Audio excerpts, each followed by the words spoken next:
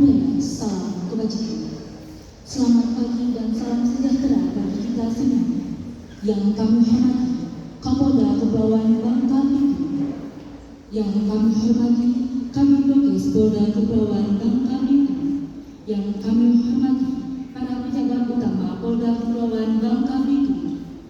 Yang kami hormati Dr. Gunawan Hamka Marpawi, spesialis penyakit, dan Ibu Haja Ira Deviani SSI.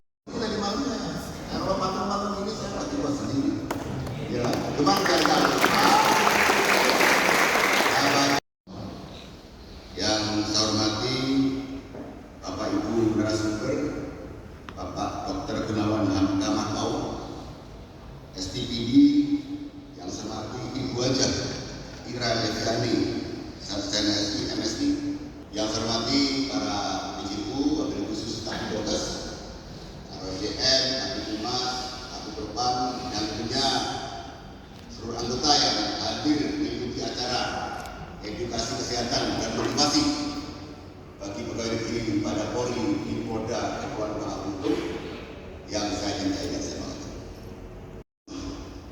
Sosok polisi yang prima, sehat secara jasmani dan rohani. Rasulullah sudah mengatakan bahwa kebersihan sebagian dari iman, malu sebagian dari iman, kesehatan sebagian dari iman. Maka kita harus menjabarkan. Sehingga sosok anggota Polda Kepulauan Bangka Belitung dibutuhkan fisik yang bugar, fisik yang prima, kesehatan mental yang prima. Meskipun proses untuk rekrutmen Pak ROJM sudah melaksanakan dengan sistem ketat, bersih, transparan, akuntabel, dan humanis. Melalui proses pendapan pengecekan kesehatan fisik jasmani, mulai dari cek administrasi, cek kesehatan, cek kesehatan jiwa, kemudian akademis, dan pengecekan fisik, sehingga terpilihlah anggota-anggota yang sekarang hadir di sini, baik pegawai negeri sipil maupun anggota Polri, yang diharapkan kesehatan fisik, jasmani, mental untuk melakukan kegiatan yang saya sebutkan. Namun dalam perjalanan kita menuju karir, seiring berjalannya bertambahnya usia, kadang-kadang kesehatan kita menurun. Sehingga tidak salah dalam Injil Polri ini hadir yang dinamakan Kabidokes, Kasidokes di masing-masing wilayah. Seiring perjalanan usia kita, seiring perjalanan bertambahnya umur kita, maka bagian organ tubuh kita, otot kita, tulang kita, fungsinya sudah berkurang.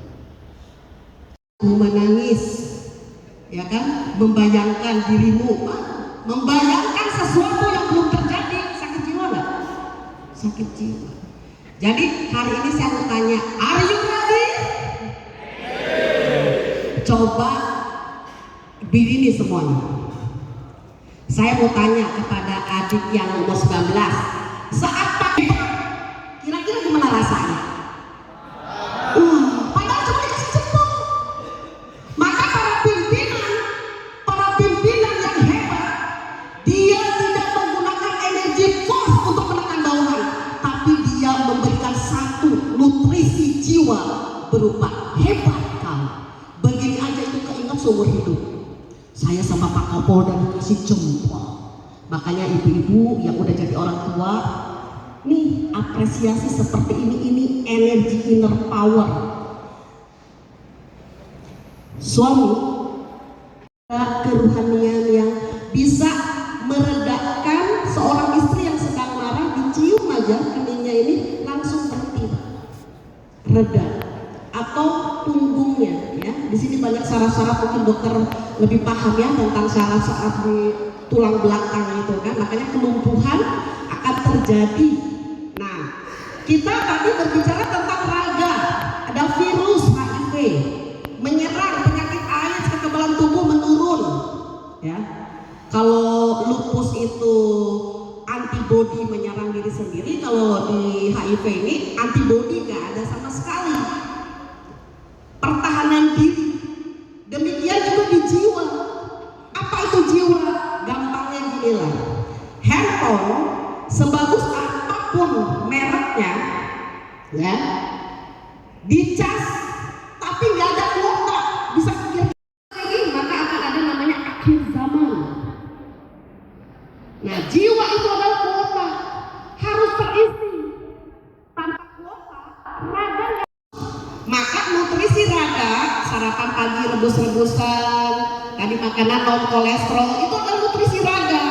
Tapi nutrisi jiwa itu adalah perhatian, perlindungan, kasih sayang, pengertian, apresiasi, terima kasih. Itu namanya nutrisi jiwa.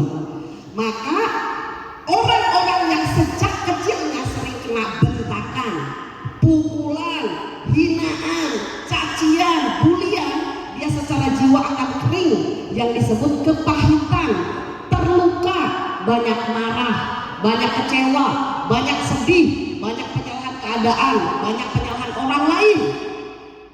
Nah, kapan mulai jiwa itu bisa datang? Pada saat terjadi pencerahan yang disebut kesadaran. Ya. Di situ ada David Hawkins, dia membuat tentang frekuensi energi seseorang.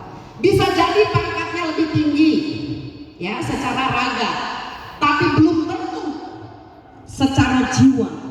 Orang yang jiwanya kuat atau memiliki inner power, dia mampu menggerakkan orang lain hanya dengan tatapannya saja. Maka kalau misalnya tatap mata saya, gitu kan, orang tiba-tiba segan, ya, orangnya berwibawa, orangnya tegas, orangnya full of love, orangnya pemaaf. Apakah itu harus jenderal? Tidak. Bahkan seorang anak kecil mampu mengajarkan apa arti jujur. Ibunya bohong, anaknya bilang, ih mama bohong, gitu kan. Terus anaknya ditampek sama mamanya. Siapa yang ngajarin bohong? Siapa yang ngajarin bohong? Ibunya. Ibunya ada yang suka kasih kode-kode mata, gitu kan. Berpelajar. Anak paham. Karena ingat, fisik mereka, otaknya sudah canggih. Jadi kalau kelahiran antara 96 atau 2006, makin kesini makin canggih. Jadi adik-adik ini tidak pantas kalau tidak memiliki semangat yang lebih dari ibu-ibu ini. Betul nggak? Ya. Kita sekarang tadi kan lihat jempol, sokak. Sekarang kita agak permainan vibrasi. Lihat jarinya biar nggak ngantuk, karena ada yang ngantuk-ngantuk begini ya.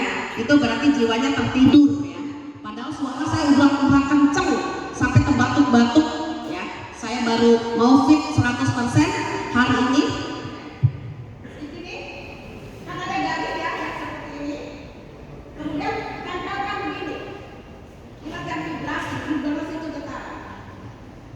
Ada dua tipe, ada yang jari tengahnya, lihat jari tengahnya kiri dan kanannya sama. Seperti ini ya, ada yang jari tengahnya begitu, tempelin. Ya, ini mau latihan belief system di dalam otak, keyakinan. Maka iman itu bukan di mulut, tapi dirasa. Lihat ya, lihat hanya jari tengah. Ada manusia yang jari kiri dan kanannya sama. Siapa? Angkat ke atas tangannya. Oke, sama ya. Oke. Ada yang lebih rendah kanan atau lebih rendah kiri? Angkat tangannya. Ya, ada yang lebih rendah atau lebih nih? Ya. Tadi soalnya yang sama ngangkatnya 10 orang. Pas saya bilang ada yang lebih pendek, nggak ngangkat. Berarti mungkin nggak punya jari ya. Ya. Oke, sekarang gunakan. Kalau yang kiri dan kanannya sama, boleh gunakan tangan mana saja. Tapi kalau yang ada yang lebih pendek, kiri atau kanan, gunakan tangannya yang lebih pendek. Ya, oke. Pegang tangannya begini, 7 kali bicara. Saya yakin saya sukses. Jika saya benar, jari saya tepat. Jika saya salah, jari saya lebih panjang dari sebelumnya. Oke. 7 kali. Saya yakin saya sukses jika saya benar, jari saya tetap. Jika saya salah, jari saya jauh lebih panjang dari sebelumnya. Ayo sekarang ngomong sendiri. Saya yakin sukses. Jika saya benar, jari tangan saya tetap. Jika saya salah,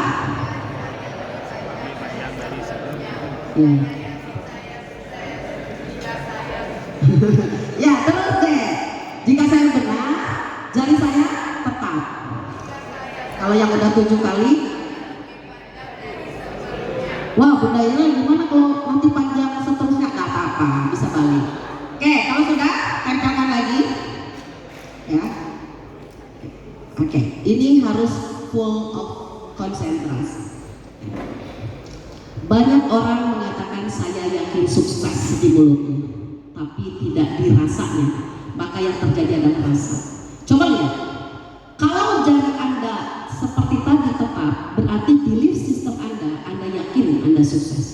Tapi kalau lebih panjang, ya, atau terjadi perubahan, berarti Anda masih mengatakan sukses hanya di mulut saja. Apa Persatuan Sepak Bola Bangka Belitung? Saya mau tanya. Namanya apa? Per apa? Ya. Apa? Ya, orang Bangkanya sendiri enggak ini ya. Misal nih gitu. Misal Persatuan Sepak Bola Bangka Belitung akan tanding di Senayan lawan Persib atau Persija. Keinginan adik-adik semua yang tinggal di Bangka Belitung, Persatuan Sepak Bola mana yang menang? Bangka. Keinginan Bangka Belitung, tapi keyakinan kira-kira menang mana? Sama dengan PSSI lawan dengan misalnya Barcelona. Kita pengennya menang Indonesia, tapi keyakinan kita lebih menang Barcelona. Maka yang terwujud dan termanifestasi itu adalah keyakinan di dalam jiwa. Nah, itu bedanya. Itu harus latihan. Ada belief, yakin ya. Ada value, nilai-nilai yang dipentingkan. Nah, nanti kaitan dengan tadi titipan dari Dr. Zulkarnain tentang HIV itu, bahwa ada nilai-nilai penting yang dianut, yang sudah tertanam sejak kecil, bahwa orang yang punya nilai tidak mungkin dia melakukan, mohon maaf, penyimpangan hubungan seperti LGBT, tidak mungkin. Karena dia sudah ada nilai yang tertanam sejak kecil dari orang tuanya. Karena keluarga itu adalah proses tumbuh kembang, nilai-nilai dibangun. Maka kalau misalnya terjadi sebuah penyimpangan nilai, itu berarti ada disorientasi sosial. Inner power itu mampu memindahkan kursi katanya ya. Dengan yang aja pikirannya sudah sama, sudah bisa fokus. Ya, latihan-latihan.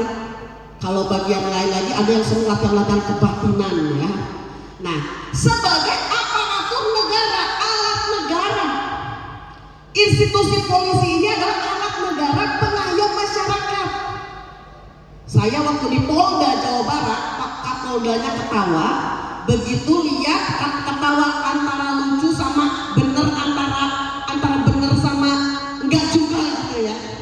Waktu ada tulisan polisi sahabat anak-anak, polisinya nyebrangin anak TK, dan di situ ada jontok-jontokan polisi dengan yang pakai helm, musuh orang dewasa, gitu. Ya, saya itu termasuk yang terharu sama polisi ini, apalagi kalau ada demo ya. Yo pakai apa nih? Apa ya? Pakai perisai tameng ya. Saya ngebayangin ibunya, saya ngebayangin istrinya, saya ngebayangin anaknya. Maka saya adalah masyarakat sahabat polisi. Tepuk tangan dulu dong ya. Karena saya dengan kesadaran penuh menjadi alat negara dan pengayom masyarakat itu gak mudah. Dia harus sehat raganya. Polisi sakit lutut nggak boleh. Polisi itu dilarang sakit, ngerinya. Anak kecil, kamu cita-cita jadi apa? Jadi polisi. Kenapa? Gagah, hebat, keren. Wah, anak kecil kalau pakai baju polisi, wah dia udah kayak rasa jenderal rasanya itu. Saya itu senang kalau anak-anak kecil itu udah pakai baju polisi itu dia muncul kepemimpinannya. Nah di sini kenapa harus dibangun? Karena kalau jiwa tidak bangun di pengayom masyarakat ini, di aparatur negara ini, adik-adik, bapak-bapak, ibu-ibu bisa S2O. Apa itu S2? Stres, stroke, out. Masih mending pensiun, dipensiunkan oleh stroke. Innalillahi wa inna ilaihi raji'un. Ya mending kalau dunianya baik, pas mati, bang pertanggungjawabannya juga adalah negatif, wassalam. Ya, jadi mudah-mudahan hari ini adalah sebuah imun booster untuk bangun. Seperti apa? Sebagai aparatur negara yang bertugas melayani, harus senyum. Polisi, aduh lagi ditagih utang, nggak boleh mikir, nggak boleh, harus senyum ya. Tenang. Saya ini di Australia tinggal 3 bulan, tahun 2000, umur 29 tahun. Polisinya pakai kuda Australia tinggi itu jalan di taman, dia gini ke masyarakat, safe, katanya, safe, aman. Oh, anak-anak kecil, we love you. Saya lihat, wih, polisinya dicintai oleh masyarakat. Dia datangi masyarakat, dia sapa masyarakat, dia kasih buku ke masyarakat. Polisi yang ngasih, dan saya menyaksikan itu. Kata saya, kudanya hebat-hebat, yang naik kudanya lebih hebat lagi. Baju berwibawa. Saya membayangkan suatu saat pasti Polri pun mampu seperti itu. Ya.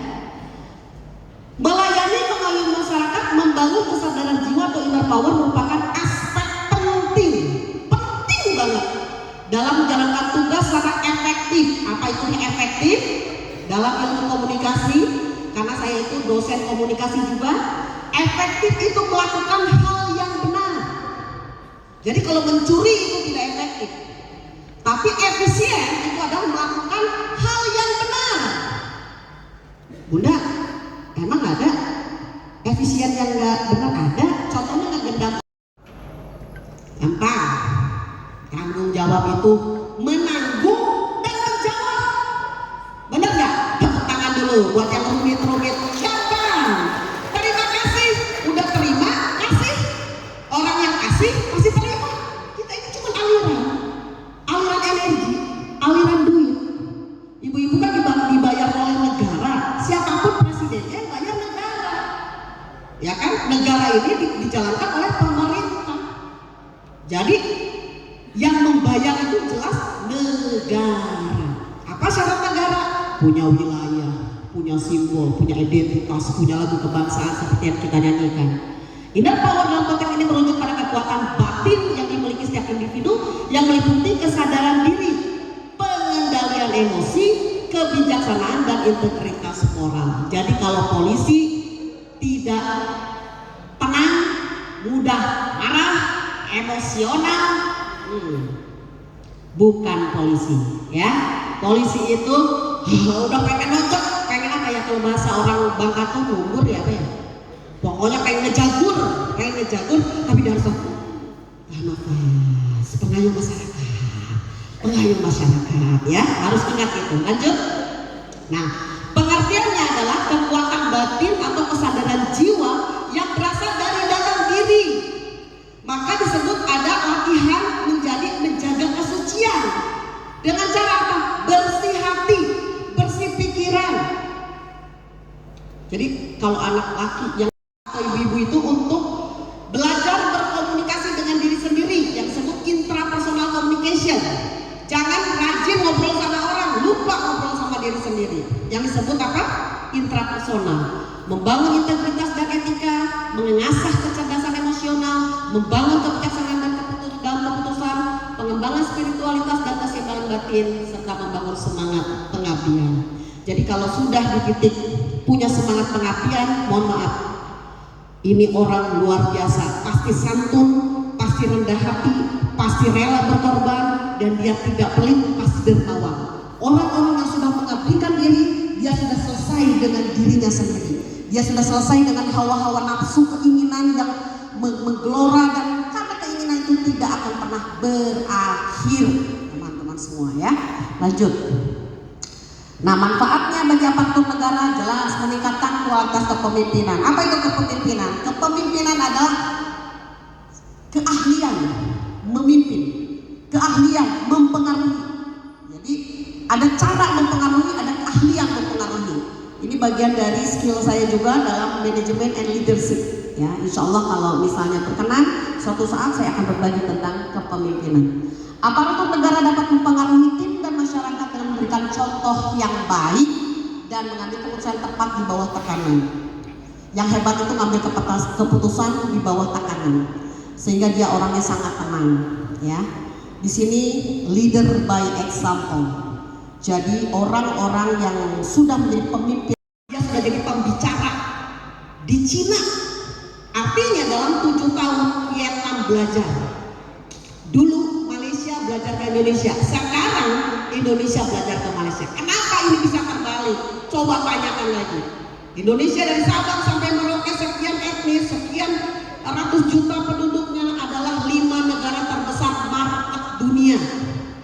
Jadi bapak-bapak polisi yang terhormat, segeralah terus bangun persahabatan dengan masyarakat supaya kita menjadi negara yang kuat, ya. Melayani dengan senyum, ramah, ya. Pasti anak-anak, remaja, bapak-bapak suka sama polisi yang senyum. Coba mana senyumnya? Karena dari tadi saya belum lihat senyumnya pada begini aja. Nunggu gaji ya Pak? Hah? Nunggu gaji? Tanggal 1 kan? Lanjut. Nah, terima kasih. Jadi kalau udah diterima harus dikasih. Sedikit sebelum pindah ke Pak Ali, tolong setel lagu Ayah. Ayah yang dari Seventeen. Kita hening sebentar, handphonenya disimpan. Rasakan lagu ini. Betapa masyarakat menginginkan memiliki seorang polisi yang berjiwa ayah seperti ini. Ini untuk bapak-bapaknya. Harapan.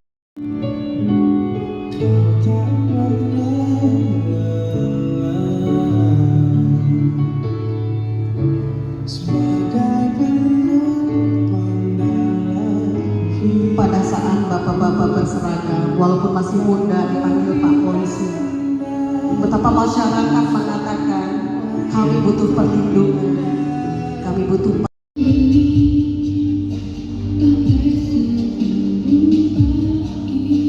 Di saat anaknya nangis, minta diantar sekolah, panggilan tugas, dia membagi dirinya mengantar anak sekolah dan harus bertugas. Karena tugas harus terpisah dengan anak-anak.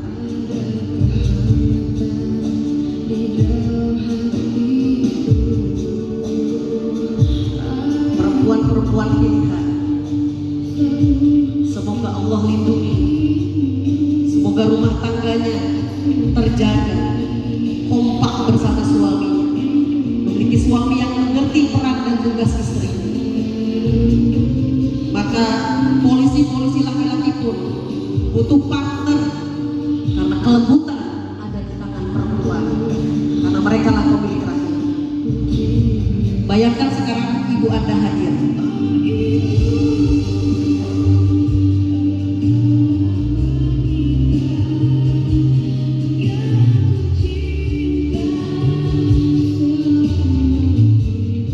Semoga Anda jadi polisi kebanggaan bagi ibu Anda, menjadi polisi yang memiliki integritas, polisi yang terbangun jiwanya, polisi yang sadar akan tugas dan peran sebagai suami, sebagai anak dari ayah ibunya, sebagai suami daripada istrinya, sebagai istri dari suami, sebagai ayah dan ibu dari anak-anaknya, sekaligus ada peran ganda di sosial sebagai ayah sekaligus sebagai ibu bagi masyarakat.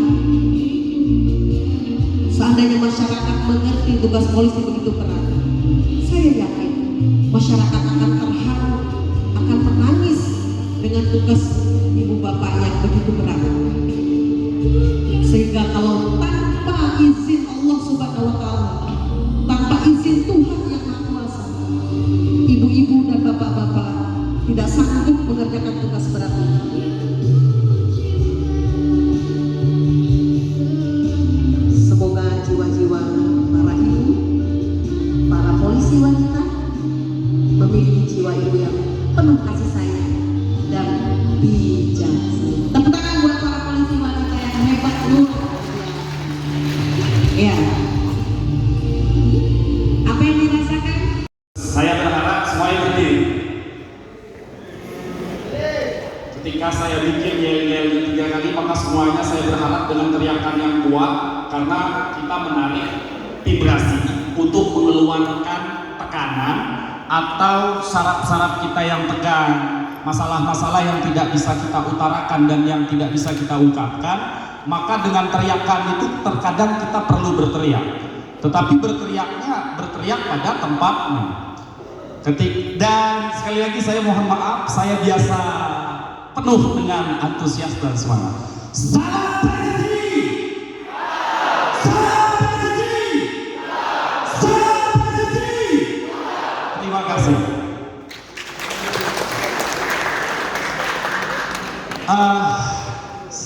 Terima kasih atas partisipasinya.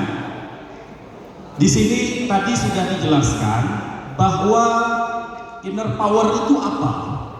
Yaitu adalah kekuatan dari dalam.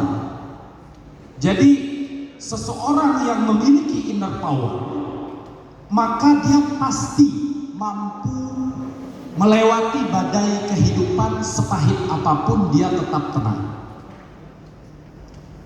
Nah, ketika kita tidak punya pengetahuan tentang inner power ini, maka besar kemungkinan kehidupan yang akan kita lewati itu penuh dengan masalah-masalah yang tidak bisa diselesaikan. Salah satunya modal untuk mendalami inner power itu sendiri, intrapersonal communication, yaitu berbicara kepada diri kita sendiri. Maka kita perlu meditasi, kita perlu yoga, kita perlu uzlah, menyendiri. Kadang kita butuh, karena di saat seseorang menyendiri, maka pada saat itu dia dengan Tuhannya sangat dekat. Nah, lalu sebelum saya membahas kepada substansi, apa sih manfaat daripada inner power yang paling penting? Tidak lain dan tidak bukan, yaitu kita ingin melahirkan regenerasi yang lebih baik dan lebih unggul daripada diri kita sendiri. Terlebih dahulu, inner power itu harus ditanam, dimiliki dari usia muda. Kekuatan dari dalam. Nah, regenerasi ke depan akan menjadi lebih baik kalau yang ada hari ini memahami kekuatan yang terbaik membangun bukan berasal dari tekanan, tetapi berangkat daripada kekuatan jiwa, kesadaran jiwa, kekuatan dari batinnya. Yang pertama yang harus kita miliki, orang lain, maka dia harus punya etika terlebih dahulu. Jadi kalau dia menyuruh orang berbuat, katakanlah sedekah kepada siapapun, maka dia terlebih dahulu dalam rahasianya dia harus bersedekah. Kalau dia menyuruh orang lain, kamu harus sabar. Orang yang disuruh itu otomatis langsung terkejut, dia langsung akan bersabar. Betapapun emosinya sangat kuat, karena dia yang menyuruh itu sudah terlebih dahulu bersabar. Maka disebut etos. Mahatma Gandhi, ketika ada ibu-ibu mendatangi Mahatma Gandhi membawa anaknya, Dia bilang, wahai yang mulia, tolong nasihati anak saya untuk tidak memakan garam, karena dia ada penyakit berlebihan mengkonsumsi garam. Apa yang terjadi? Mahatma Gandhi tidak memberi wejangan. Kata dia, wahai ibu, 2 minggu lagi ibu datang ke sini. Lalu setelah 2 minggu kemudian, Mahatma Gandhi cuma berkata, wahai anakku, berhentilah memakan garam karena tidak baik bagi kesehatan. Dia bilang, saya siap. Ibunya itu bingung, kok cuma hanya dengan kata-kata itu harus menunggu 2 minggu. Mahatma Gandhi berkata, kalau saya memberi dia nasihat pada saat itu, saya masih makan garam, maka saya terlebih dahulu 2 minggu tidak memakan garam. Maka syarat yang pertama inner power adalah etos atau etika. Kita harus punya etika terlebih dahulu. Nah, kalau dari etika larinya ke logos. Logos itu adalah logika. Jadi kalau misalkan kita menginginkan orang lain berubah karena kekuatan yang kita miliki dengan syarat dan ketentuan yang harus dipenuhi dalam inner power itu sendiri, yaitu adalah logos, logika.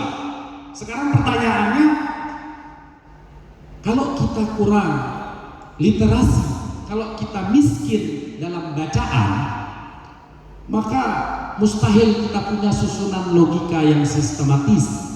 Bagaimana menghubungkan inner power dengan sejarah, dengan filsafat, kesehatan medis, itu tidak bisa dihubungkan kalau orang yang akalnya tidak sehat.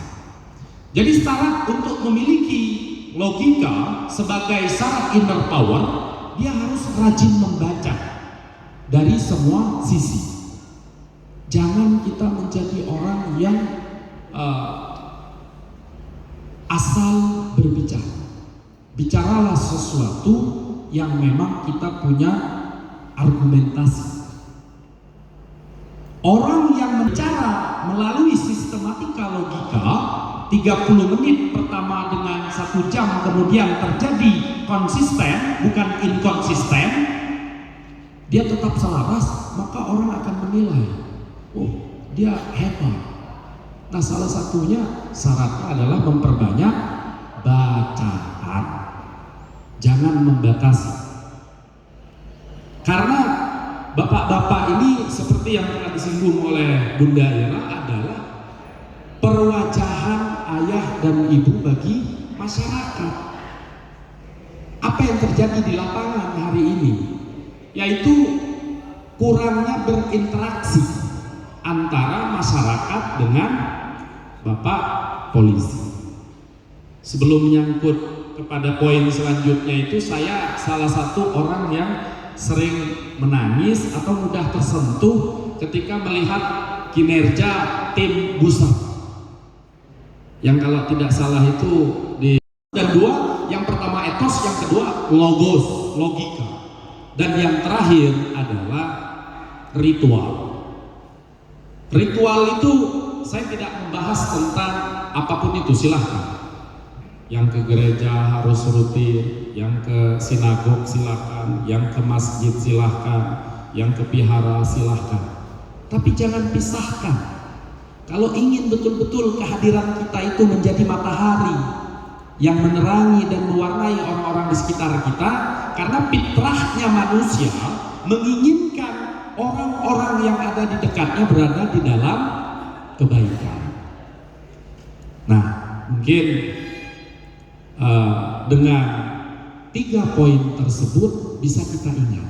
Yang pertama, untuk memiliki kekuatan dari dalam, membangun masyarakat biar bahan kita banyak, etika kita harus bagus, logika kita yang diambil dari literasi harus terus berkembang, dan terakhir lakukan pensucian jiwa.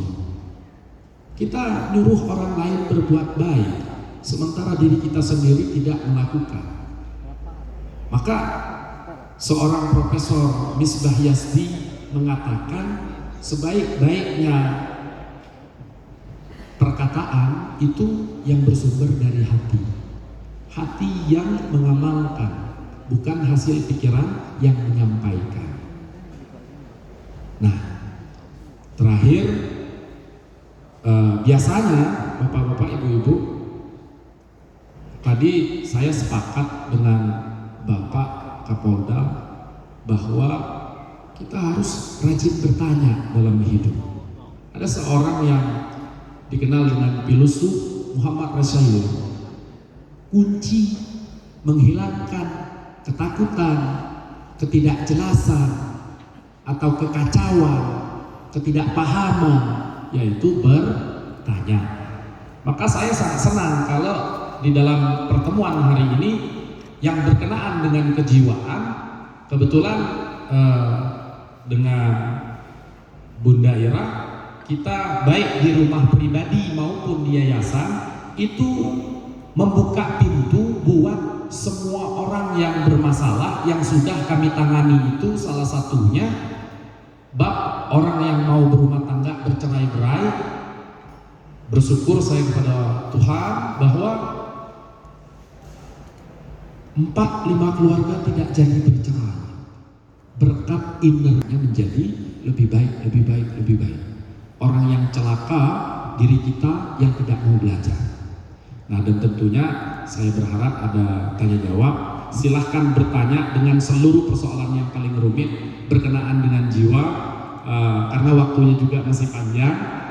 Mungkin itu saja yang bisa saya sampaikan. Kurang lebih mohon maaf. Assalamualaikum warahmatullahi wabarakatuh.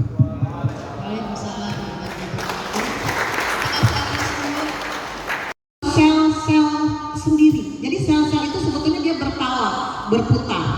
Pada saat kita salah pola pikir, salah pola hidup, salah pola semua salah, itu berputarnya kembali. Jadi di dalam tubuh kita menjadi imbalans atau tidak seimbang. Nanti akan menggunakan musik yang frekuensinya di 526 MHz tanpa lirik, ya. Jadi dengarkan musiknya, rasakan tubuhnya. Ini namanya body setting, ya. Jadi mindful. Nah, musik ini fungsinya agar otak dari peserta itu diam dan akan mengalirkan energi. Kalau misalnya ada badan yang mau gerak saja. Kalau yang mau nangis saja. Kalau yang mau tidur itu file manager dibuangin memori dulu. Mungkin ada luka batin yang lagi kecil. Tidak toel-toel ya, tidak mentertawakan temannya, ya. Tapi fokus kepada diri sendiri. Silakan dibuka tangannya kiri kanan. Bisa minta tolong panitia Nopal matikan lampunya Nopal. Ya, oke. Tarik nafas 9 hitungan, tahan 4, keluar 7. Ya.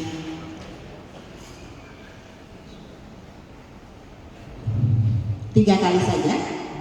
Tarik nafas agar oksigen masuk. Tahan 4, keluar 7. Tarik nafas, ya, buka tangannya, rileks, jujur hati, tidak terintervensi pikiran. Silahkan musiknya dimasukkan. Jangan ngobrol dengan badan sendiri dan tutup matanya. Saya minta hanya merasakan.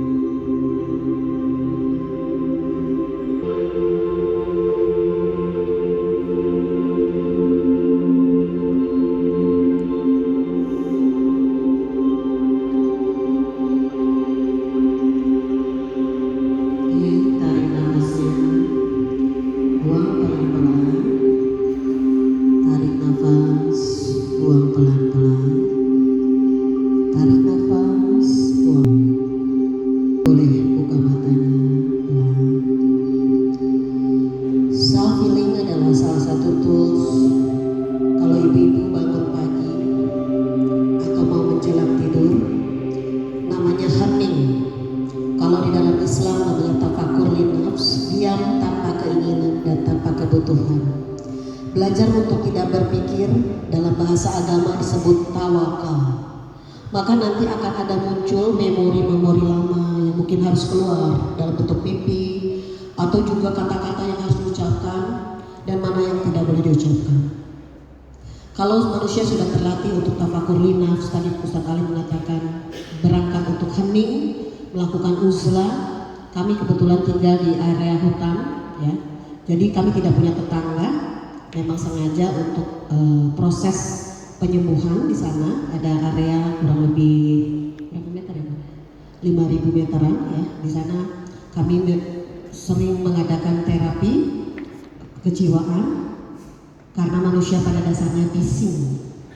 Jadi hentikan sejenak 5 menit 10 menit untuk hening, dan biasanya di waktu-waktu sholat bagi yang beribadah bisa melakukan itu. Dan doa itu adalah sebuah zikir untuk dimasukkan ke dalam alam bawah sadar kita berupa hal.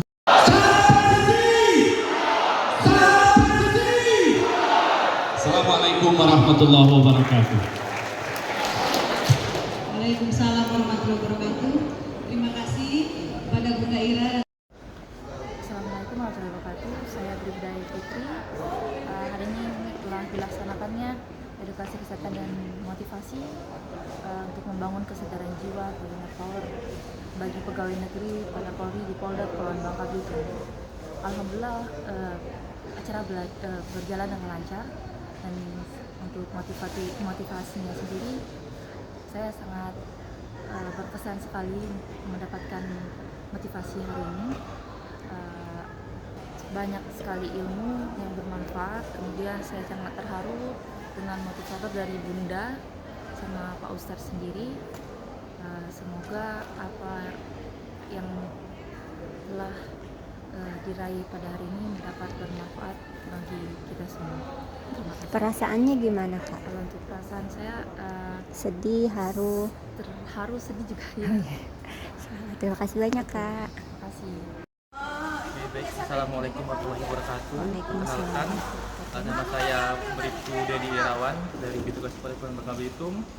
Untuk kesan-kesan pada kegiatan hari ini yang bertemakan penyakit HIV/AIDS serta membangun kesadaran jiwa atau inner power itu sangat berkesan bagi kami, khususnya sebagai anggota Polri, di mana kegiatan hari ini dapat membangun kembali kekuatan dalam jiwa kami untuk bertugas ataupun mengayomi masyarakat menjadi lebih baik lagi, menjadi kekuatan kami dan motivasi kami untuk kedepannya supaya Polri lebih baik lagi. Terima kasih.